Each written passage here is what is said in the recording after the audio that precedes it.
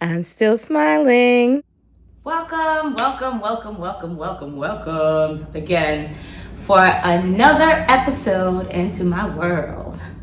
It's your girl, I'm still smiling, and I'm back again as promised with another video to continue telling you and giving you all the tea about my life and, things that some of you would want to know when it comes to subjects like IVF.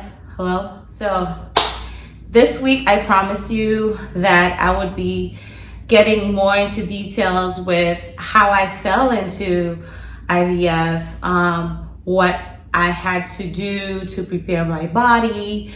We're going to talk about retrieval of the eggs. We're going to talk about transfer of the eggs, implantation process and things like that. So as usual, we don't want to be like boring or make this like long. So today I just want to cover as much as I can and then, keep you hanging for a little bit more next week. That's the goal. So anyway, how did I start IVF? If you have previously watched my videos before, you know already that I am a cancer survivor. I am a lymphoma survivor. And I had to go through chemo. I had to have surgery and all these things. That's for another video too. But I want to get into the IVF thing right now because I'm currently pregnant. And this is all of results from IVF. Science, who knew? Beautiful thing. How did I fall into IVF? So, after I got diagnosed and my first encounter with my oncologist, he sat me down. At the time, I was 33 years old. So, I was still pretty young, but like scratching into the advanced maternal age, geriatric maternity, like they say. Some of us young people, hello, we don't like to hear this word. So it's very offensive. Doctors out there, it's very offensive. Although fine, like I understand these things, but I still feel young. So why are you associating me with geriatrics? Anywho, my doctor felt the need, felt that it was, he wanted me to give me the chance of having options when it came to my future and children. So the first thing he asked me was, do you want to have children? I was like, of course I do. I love kids. I'll be ready right now, but I would love to have children. And the doctor's like, well, if you want to have children, you have endless possibilities. In this hospital, this is what we do. I can link you up with my colleague who's like this great fertility reproductive doctor, so you let me know how you want to go about it. So I'm like, IVF. That sounds adventurous, like my life is not written like in one line where everything has to be straight. I like the chaos. I like I like to feel like, things happening, like, just okay, IVF, let's consider this. So he's like, all right, fine. I'm gonna set you up with the doctor. You're young, you're 33 years old. Your eggs are pretty good, I'm assuming. One of the reasons why I wanna do it is because of the chemo. You've never had children before and I don't wanna take that away from you. I wanna give you the option. We'll run your insurance, we'll see how it is. You're a cancer survivor. IVF can be very costly, but we're gonna run all the numbers and things like that, and I will guide you, he will guide you, and blah. So then I go. One of the things that was in my mind that I was kind of scared of, because I didn't know how long that process was gonna be, so I wasn't sure that, in the midst of prepping my body for egg retrieval and all of that, my cancer would be growing. So he reassured me. He said, this IVF process is about 2 to 3 weeks. And after that, we're gonna go straight into chemo, let's check this box and then move it along, on the side. All right, So I go to the doctor. I'm like, all right, something that I need to look forward to, you know, like, let's do this. I get to the doctor, and of course, everybody, it's like you're about to die. Like, everybody's like, I'm so sorry. Oh my God, you're going through this, and, you know, you're sick, but, you know, we're going to do everything, and, you know, we're going to freeze your eggs, and these eggs are very healthy, you know, pre-chemo and things like that. So, yeah. So, lots of tests. Like, they ran a lot of tests on me. Bunch of hormonal tests, and I saw a genetic counselor. But one thing I was very adamant about was that I didn't want embryos at that time. I just wanted to freeze my eggs, and that's it. So anyway, they run genetic background on me and tell me, you know, what traits is in my family and in my DNA, and what would be compatible to me. They ran a bunch of tests, like I said. And then it was time for me to start certain things like hormone therapy. I'm going into this thinking like, I mean, like I said before in my other videos, I hate needles. I hated needles, not in my friends. Like, I don't even flinch anymore. I hated needles to the point where I would hyperventilate. Anxiety. Right? So the doctor sits me down. It's like, all right, this is a regimen. We are going to give you, I'm going to prescribe a bunch of hormones. Please, I'm not going to get into the details of the hormones. You can Google these things, but just know that there are different type of hormones, different times, and for you to take, and then your follicles will grow, the eggs will mature, and the mature eggs, they will take them, retrieve them, through surgery, and then we'll store them and freeze them and wait until you're ready. I'm like, okay, I have so many questions here. Like, injection, what do you mean by injection? Once a week? He's like, it's 2 weeks. So every night, I need you to inject yourself with 3 different hormones. Can I mix them together in one syringe and just inject myself? So you inject yourself with number 1, then number 2, then number 3, okay? And you have a time set to do it, all right? I'm like, okay.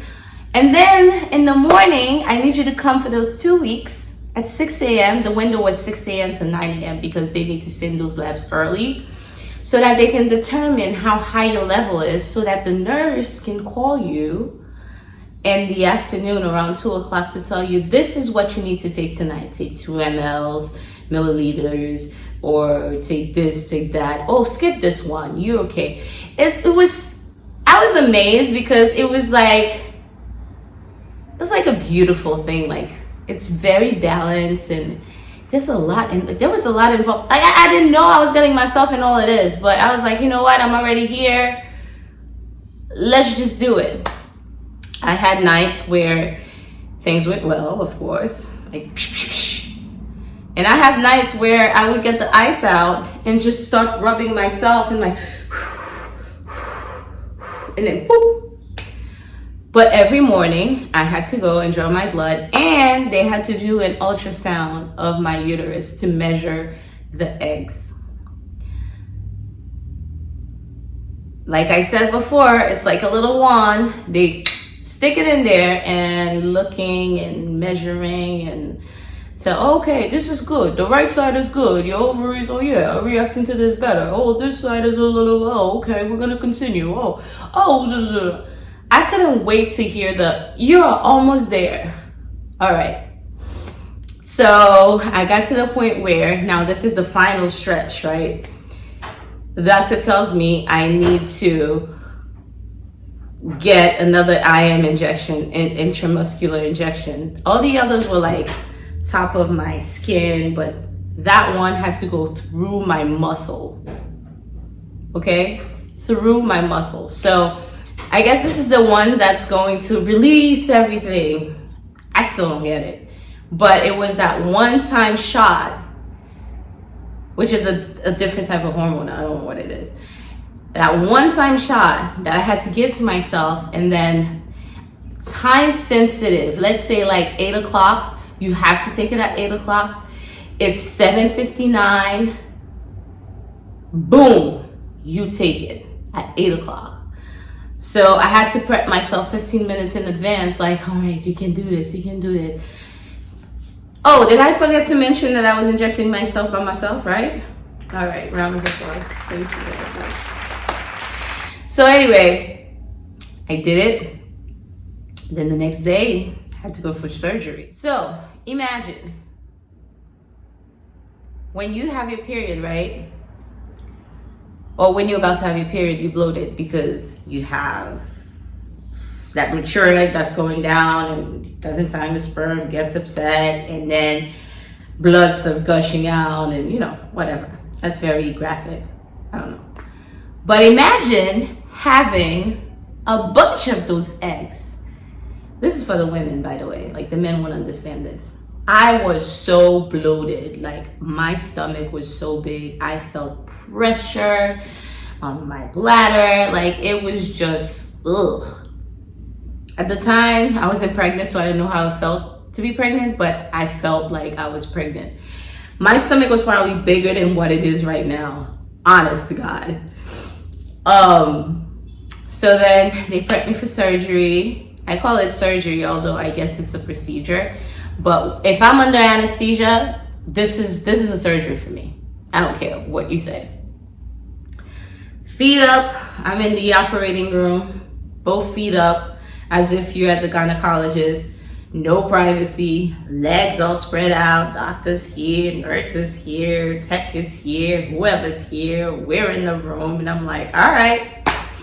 Put me under anesthesia. Of course, I had to bypass the IV situation so that they could put the anesthesia in. So like, I did good with that. Fine. I went to sleep. I woke up. I still felt bloated, But essentially what they did was they removed those eggs with a camera or whatever they used and froze them. Come to find out, I had 45 eggs that were matured and 36 survived. Damn. They're like, I didn't know you could be this fertile. I'm like, okay. How come you've never been pregnant? I'm like, because I never planned on being pregnant. They retrieved those eggs and then they went and they froze them for later.